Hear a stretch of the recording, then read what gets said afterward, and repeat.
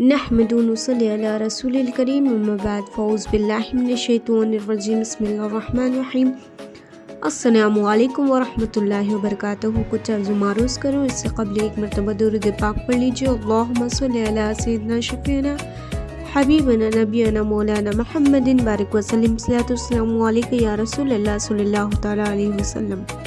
کلمہ طیبہ کی مثال۔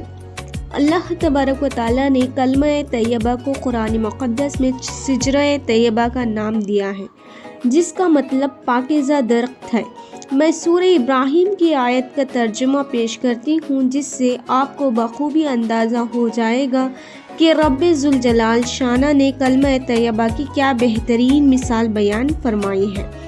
کیا تم نے نہیں دیکھا کہ اللہ نے کسی مثال بیان فرمائی پاکیزہ بات کی، جس پاکیزہ درخت جس کی جڑیں قائم اور شاخیں آسمان میں ہر وقت اپنا پھل دیتی ہیں اپنے رب کے حکم سے، اور اللہ لوگوں کے لیے مثال بیان فرماتا ہے کہ کہیں وہ سمجھے۔ اور گندی بات کی مثال جیسے ایک گندا پیڑ کے زمین کے اوپر سے کاٹ دیا گیا، اب اسے کوئی قیام نہیں۔ اللہ ثابت رکھتا ہے ایمان والوں کو حق بات پر دین کی زندگی میں اور آخرت میں، اور اللہ تعالیٰ ظالموں کو گمراہ کرتا ہے، اور اللہ جو چاہے کرے۔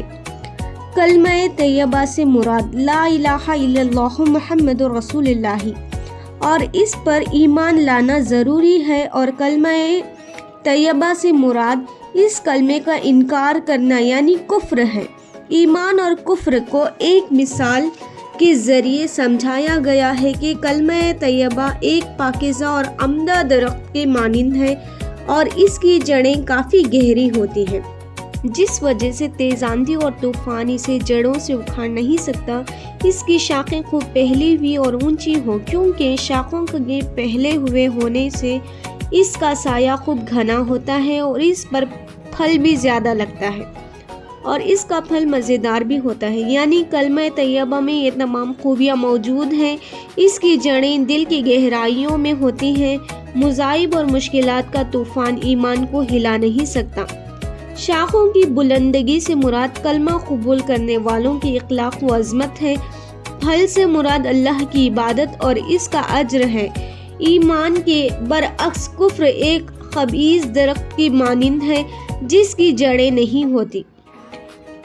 ہوا کا ایک جھونکا آیا اور اسے اکھاڑ کر زمین پر پھینک دیا۔ ایسے درخت کی شاخیں کہاں ہوں گی اور وہ پھل کیا دے گا؟